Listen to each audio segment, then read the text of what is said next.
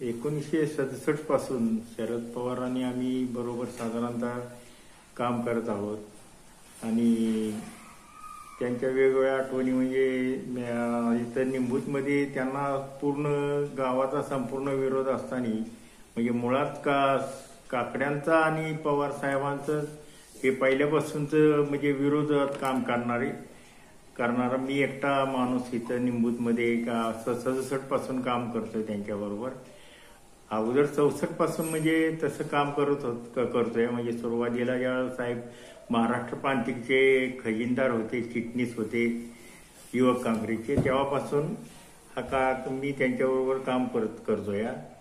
साधारणतः त्यावेळची परिस्थिती अतिशय म्हणजे दबावाची होती निंबूतमध्ये कधी त्यांना कधी इथं प्रचाराला आले तर त्यांना कधी इथं प्रचाराच्या गाड्या सुद्धा ही आतमध्ये येऊन दिल्या जात नव्हत्या.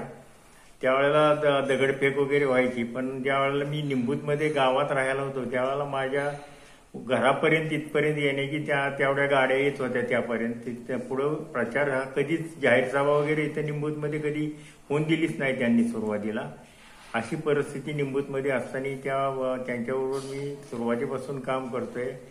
त्यावेळेला सुरुवातीला ज्यावेळेला पुण्याला काही वेळेला आम्ही जायचो त्यावेळेला बीडी किल्लेदाराची डेक्कनला लॉज होती, तिथं आमचा मुक्काम असायचा आणि तिथं खाली एक ट्रान्सपोर्ट होतं बांधलांचं. तिथून कुठंतरी फोन करायचा झाला तर त्यावेळेला आम्ही तिथनं फोन करायचो इकडे तिकडं. अशी परिस्थिती त्यावेळची होती.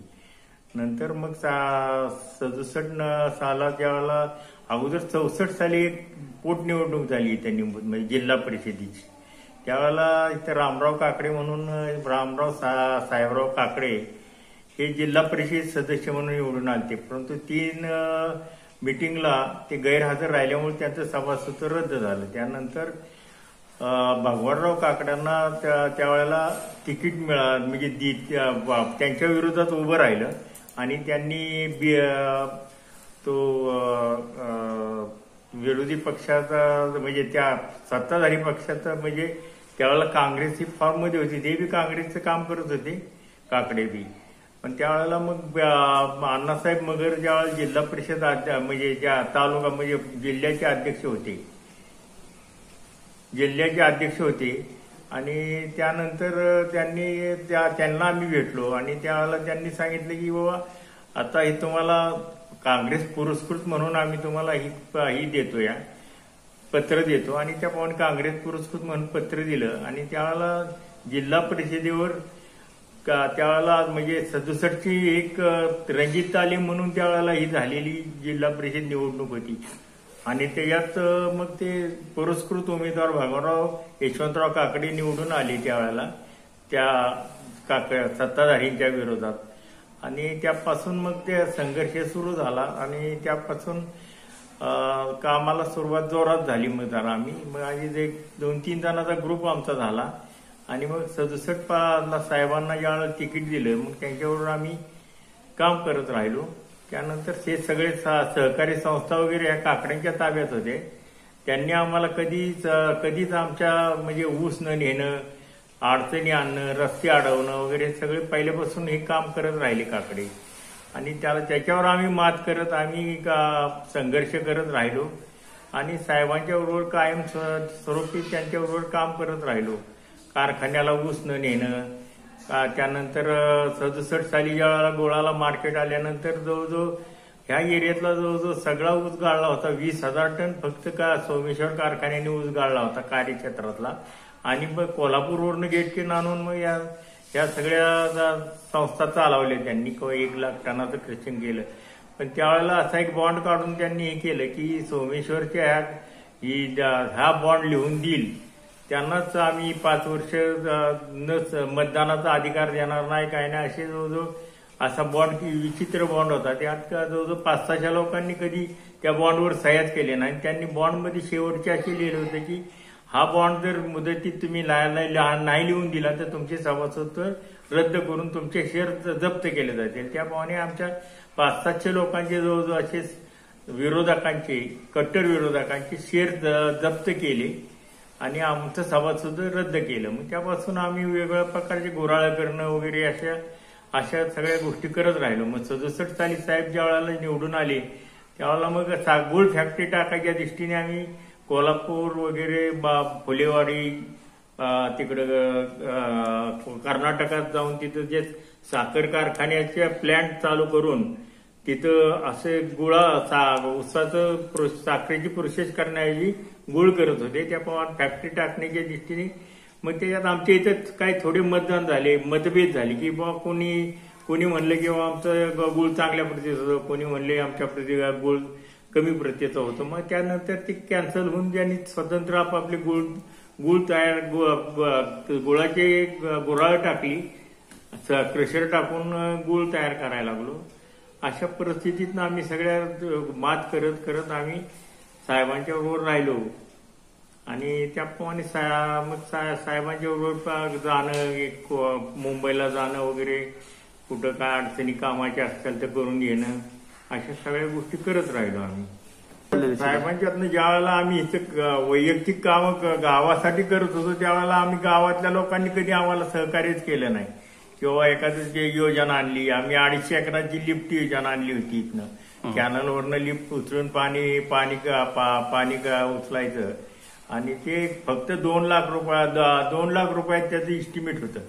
आणि भूविकास बँक त्यावेळेला भूविकास बँक 100% लोन द्यायला तयार होती आणि त्यानंतर भूविकास बँकेने त्याच्यावर 40% सबसिडी सुद्धा ज्यांनी लिफ्ट केली त्यांना सबसिडी मिळाली. पण आमच्या ह्या लोकांनी आम्हाला सहकार्य नाही केलं, त्यामुळे ते लिफ्ट सुद्धा पेंडिंग राहिलं.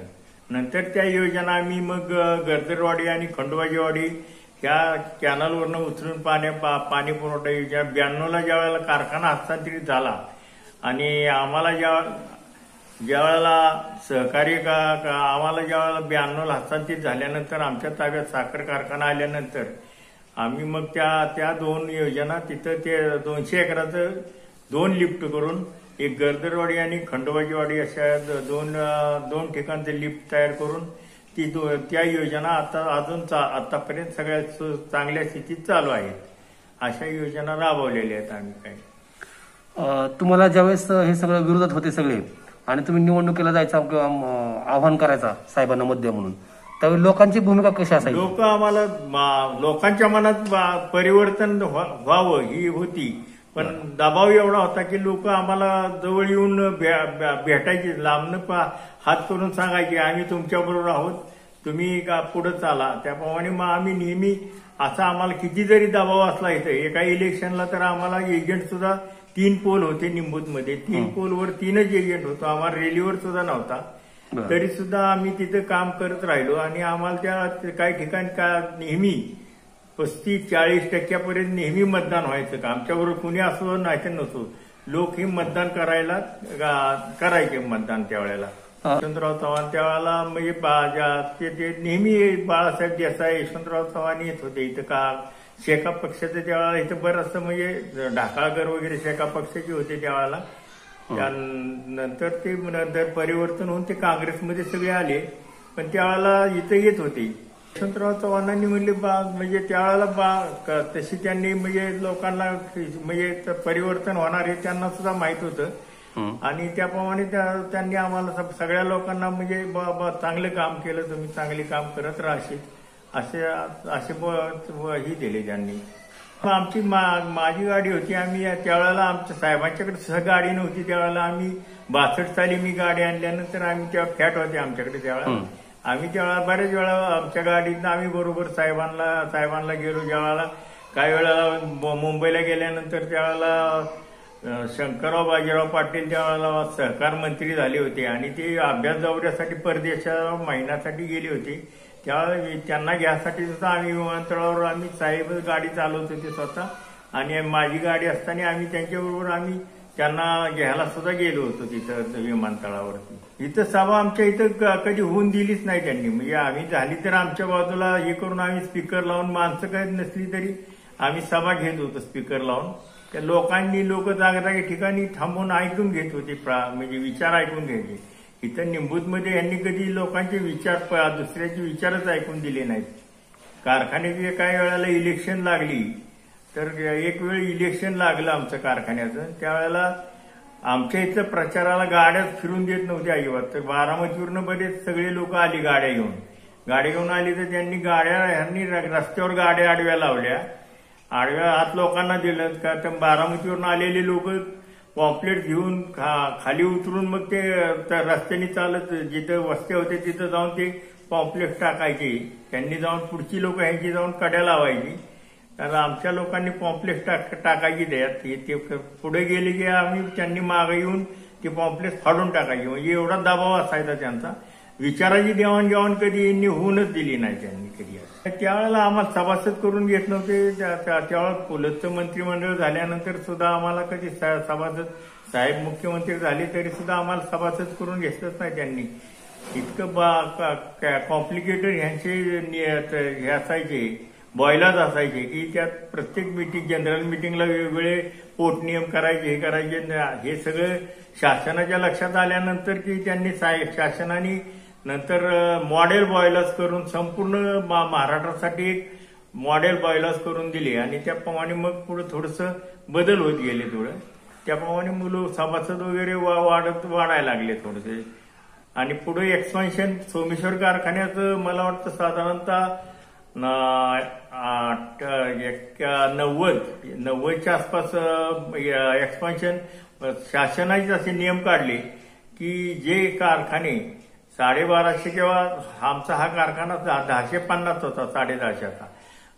शासनाने असा नियम काढला की हे सगळे कारखाने 2500 टनाचे करायचे. त्याप्रमाणे मॉडेल बायलाच काढून ते नियम सुरू केला.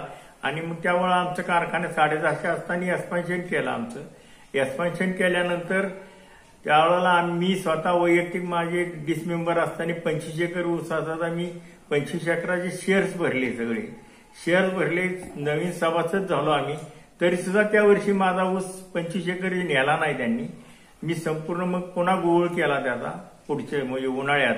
आणि ज्यावेळेला गुळाचे मार्केट डाऊन झाले त्यावेळेला सगळं दास्तान करून टाकलं. मी एवढं म्हणजे आर्थिक आम्हाला एवढं सहन करायला लागलं. आर्थिक राजकारण हा विषय फक्त. बाकी आमचं तिथं काय वैयक्तिक वैर असं काहीच नाही. फक्त विचाराची देवाणघेवाण पटत नव्हती, हाच आमचा विषय होता. लोकांची पद्धतच कामाची अशी होती की साहेब कधी कार्यकर्त्यांना कधी दुखावत नव्हते. कार्यकर्त्यांना बरोबर घ्यायचं, कार्यकर्त्यांना सहकार्य करायचं, त्यांची कामं करायची, त्यांना संधी द्यायची.